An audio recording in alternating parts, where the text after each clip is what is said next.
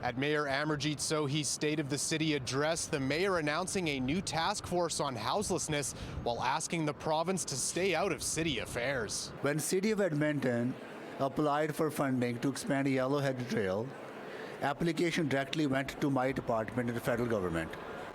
And federal government approved that funding without province stepping up to match their share. While Edmonton's mayor celebrated work with Alberta's government on issues like expanding shelter space in the city, Mayor Sohi also taking shots at the province over the controversial Bills 18 and 20, both pieces of legislation that would ultimately give more power to the provincial government in municipal affairs and receiving federal funding. Mayor Sohi calling on the province to pay its share of property taxes on municipal-owned buildings and invest in the city, claiming it's part of the reason why Edmonton's property taxes jumped 9% this year. Property taxes should not be used to subsidize provincial responsibilities, and property taxes should also not be used to subsidize some of the business investments that are required to be made. Part of Friday's address to business leaders was introducing a new city task force on houselessness made up of current and former city councillors, nonprofits, housing developers, as well as Indigenous and Islamic community support groups. No one from the province is listed on the task force. The mayor says don't read too much into that, saying they'll still need both federal and provincial funding to make it work,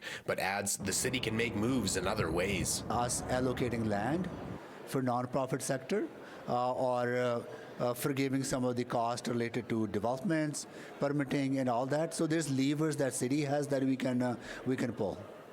I reached out to the province's Ministry of Social Services. In an email, they tell me they're happy to see Edmonton address issues around houselessness, adding in part, quote, through budget 2024, we have invested a historic $41 million into community-based organizations and $42.5 million into shelter supports in Edmonton, which will expand capacity to over 1,800 shelter spaces in the city. We will maintain our focus on taking immediate action to help Albertans find a safe, secure, and affordable place to call home. Reporting from Edmonton, Darcy Ropchan, City News.